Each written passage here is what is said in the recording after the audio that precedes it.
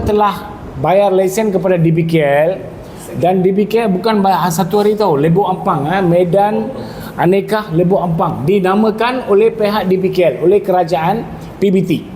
Okey, bila PBT, pihak berkuasa tempatan, telah syorkan satu tempat, dia namakan tempat tu Medan Aneka. Pada tahun 2018 pula, bukan hari ini dia kata tahu, 32 tahun sejak 1994, ketiga-tiga mereka ini menjalankan perniagaan di sana dengan membayar lesen kepada PBT DBKL. Okey.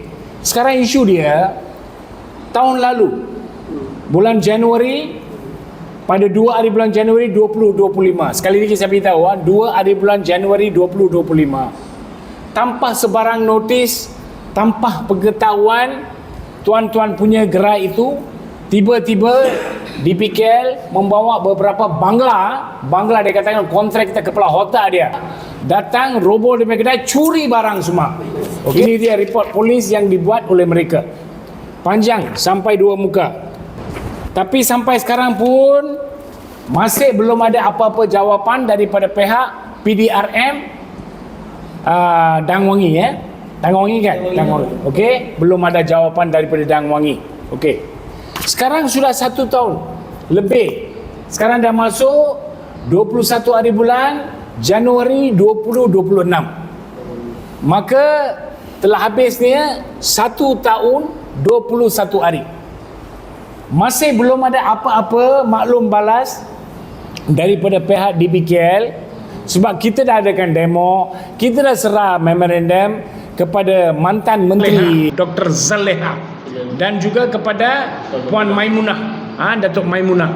Dua-dua orang ini kita serah memorandum DBKL dengan mangsa yang merana.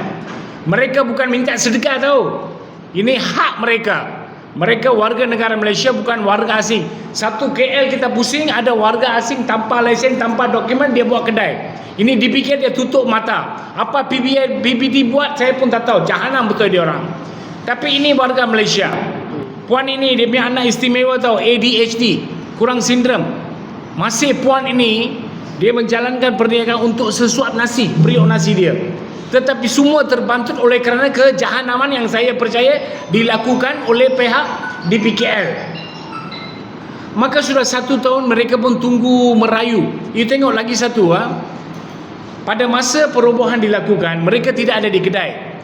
Sebab isu mereka sebelum 1 bulan, Indah Water dia keluar daripada tanah, bau busuk, septic tank semua kotor. Maka mereka komplain kepada pihak DBKL. DBKL nasihat dia orang, tengok drama dia orang buat macam mana. Dia orang datang, dia orang komplain, dia terima komplain, cakap, "Acik, tak apa lu 1 bulan relax di rumah.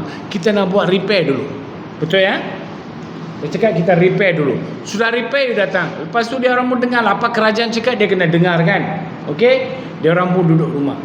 Tiba-tiba dalam masa itu datanglah pihak DBKL, datang roboh depa punya kedai. Bayar lesen RM84 1 tahun, lebih kurang macam tu lah. Ini resit pun dia ada, dia bayar. Okey, ini resit semua ada. Maka sekiranya ada pembangunan, saya percaya ada sindiket tau. Bangunan sebelah gerai Medan Selera itu adalah kepunyaan seorang swasta. Dia nak buat bangunan, tak tahu apa komplot dia buat dekat DBKL, dia roboh ni kedai semua, tempat itu dia pakai. Lagi satu, nama TNB masih atas nama dia orang. Syabash Air masih atas dia orang. Pada masa pengubahan bangunan tersebut, bangunan tersebut yang sebelah gerai mereka tu, air dia curi dia orang punya air. Elektrik dia pakai, dia punya elektrik, pakai welding semua dia orang pakai, dia punya elektrik dia pakai. Tapi bayar dia kena bayar. Apa punya kerajaan jahanam ini? Kan saya seorang aktivis yang mengelola Sekretariat Bahanah Kesetiaan Negara. Kepada siapa kita nak pergi? Ini saya minta kepada Menteri baru Hanayo, perkara ini mohonlah jasa baik, perkara ini harus diberi perhatian serius dan beri satu wadah yang baru. Saya bukan minta apa-apa untuk saya tahu. Saya mau mereka diberi satu wadah yang baru, dapat bari lesen ataupun bagi pampasan. Dipikir banyak duit, bilion aset dia ada. Hari ini 21 hari bulan, kita bagi tempoh 7 hari. Kita bagi tempoh 7 hari. Kita mohon jasa baik Hanayo dan Datuk Bandar yang baru tengok perkara ini secara serius. Sejurus kemudian bagi jawapan, panggil mereka. Tak payah panggil saya, panggil mereka, bagi dia apa nak cadangan dibikin untuk isu mereka tu selesaikan. Bincang dengan mereka, nak bagi ganti rugi ke, nak ubah suai kedai dekat sana Lembong Empang bagi balik ke, apa itu yang kita mau. Okey, kalau sekiranya dalam 7 hari tak selesai, kita Sekretariat Bahana Kesetiaan Negara sanggup membawa kes ini ke mahkamah. Okey, kita mau. Salah tetap salah. Siapa salah, nobody is above the law. Rule of law, not law of jungle. Ahli parlimen hilang. Tengok kita ada ahli parlimen. Lembah Pantai pun ada parlimen. Kawasan itu Bukit Bintang. Bukit Bintang pun ada parlimen. Tapi Bukit Bintang punya ahli parlimen, dia cari bintang. Dia suruh cari bintang, dia lari. Tak nampak dia orang. Dia orang isu tak tahu. Maka apa gunanya rakyat undi kepada ahli parlimen yang jijik begitu? Langsung tidak prihatin, tolong dengar dan selesai masalah mereka.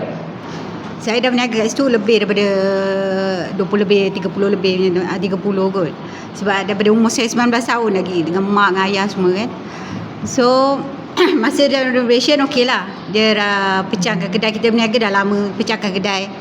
Dah pecah kedai, tunggu lagi 2, 3, 4 tahun baru boleh dapat kunci balik. Dah dapat kunci, suruh tunggu lagi sebab bil api tak boleh masuk lagi, kena cari duit untuk bayar deposit api.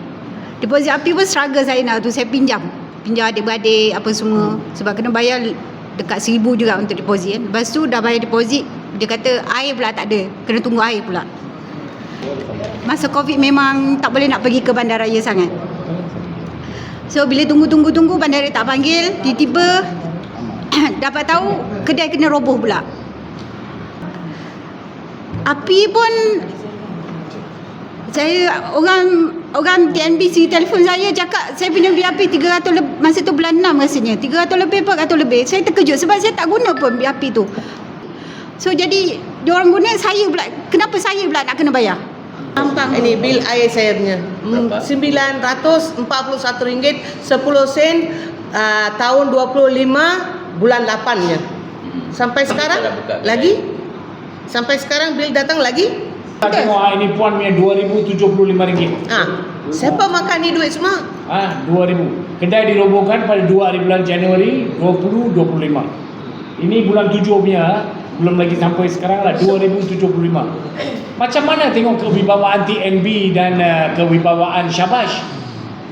Surat pergi, tak ada apa-apa, tak ada cakap, tak ada apa-apa tatung, berita apa-apa pun tak ada keluar.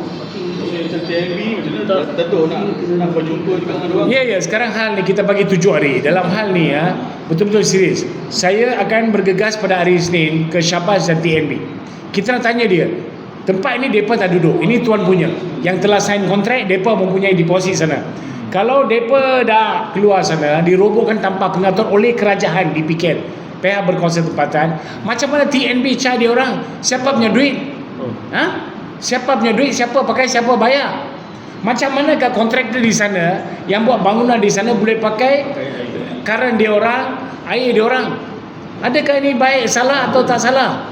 Salah tetap salah. So TNB kena jawab. Kalau perkara ini tak selesai, saya berani bawa satu demo besar-besaran sampai pergi chairman, dia punya pengurusi TNB lah.